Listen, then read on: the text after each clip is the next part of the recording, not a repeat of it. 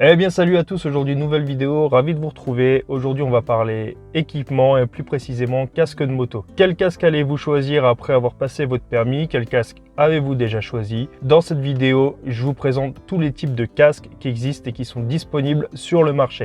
Mais avant ça, un peu d'histoire. C'est le 13 mars 1935 que tout commence. Avant cette date, il faut savoir que les casques de moto n'existaient même pas. C'est après l'accident de moto du soldat britannique Thomas Edward Lawrence que tout commence. Le docteur Hugh William Bell Cairns, neurochirurgien qui avait tenté de solder le soldat Lawrence lors de son accident, se dit qu'un casque lui aurait peut-être sauvé la vie. En 1946, il publie une étude qui prouve que le risque d'accident mortel à moto est largement réduit avec le port d'un casque. Et c'est en 1973 que le port du casque à moto devient obligatoire en France comme en Europe. Les premiers casques de moto étaient fabriqués en liège, recouverts d'une toile imperméable avec des cache-oreilles en cuir. Dans les années 1940, la toile sera également constituée de cuir. Aujourd'hui, en plus d'être un élément rendu obligatoire par les autorités, c'est également un accessoire qui peut vous donner un look très stylé. Vintage, moderne, noir, blanc, turquoise, avec ou sans mentonnière, imposant ou plus discret, il y en a pour tous les goûts. À savoir que malgré les différences de conception, tous les casques sont fabriqués en respectant les normes européennes et certains éléments ne doivent absolument pas manquer.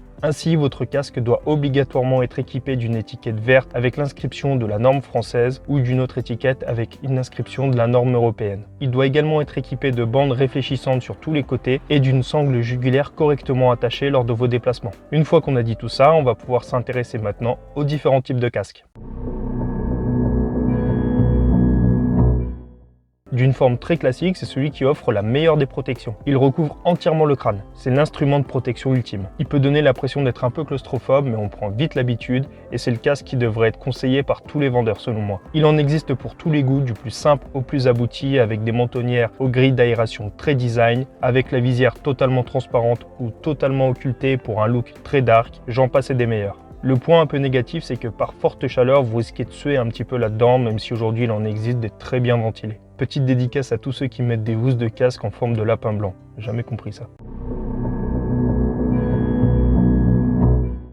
Alors ce casque, c'est celui qui offre la pire des protections. Dans un style très ricain vintage à la Sons of Anarchy, c'est un casque très discret. Une fois la sensation de liberté et de légèreté mise de côté, il faudrait être très optimiste quant à vos déplacements, parce que si ça se passe mal, votre visage, vos oreilles, votre mâchoire, votre nuque risquent de prendre très cher. Ce casque protège seulement le haut du crâne et il n'y a pas besoin d'être ingénieur en aéronautique pour comprendre que si jamais vous avez un accident avec ça, vous risquez très vite de bouffer les pissenlits par la racine. Je parle pas non plus du bruit que n'adoucit absolument pas ce casque, vous avez les oreilles à l'air avec.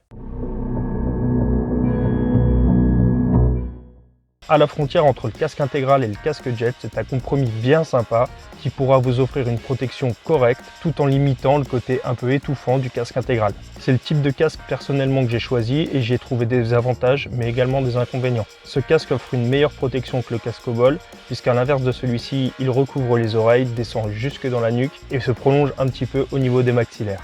Le visage et le menton étant dégagés, on a l'impression de mieux respirer et de mieux profiter de l'air extérieur. Cela étant dit, je le conseillerais pour un usage urbain uniquement et lorsque la météo le permet. En effet, le menton et la bouche n'étant pas du tout protégés avec ce casque, mieux vaut circuler à des allures modérées. Au-delà du risque de se faire péter les dents en cas de chute, est-ce que vous vous êtes déjà pris un petit caillou ou un insecte à 80 km/h dans le visage? Je vous laisse imaginer les conséquences si vous circulez à cette vitesse et qu'une guêpe vient gentiment s'écraser sur vos lèvres. Il est selon moi aussi à proscrire en hiver à moins d'avoir un cache-cou bien rembourré.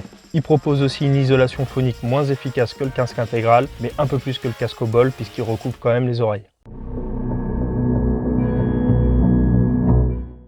Alors là, c'est comme si on choisissait le casque intégral et le casque jet en même temps. C'est une sorte d'hybride. Ce casque est équipé d'une mentonnière réglable en deux positions. La position relevée pour pouvoir rouler avec un casque jet et la position basse pour pouvoir bénéficier de la protection optimale d'un casque intégral. Très utile à usage mixte. En ce qui concerne les points négatifs, j'en ai pas trouvé beaucoup, si ce n'est le poids un peu plus élevé que les autres types de casques, du fait de la multiplicité des éléments qu'ils composent. Si vous comptez opter pour ce genre de casque, je vous conseillerais néanmoins de bien l'essayer avant. Il va falloir qu'il soit pratique.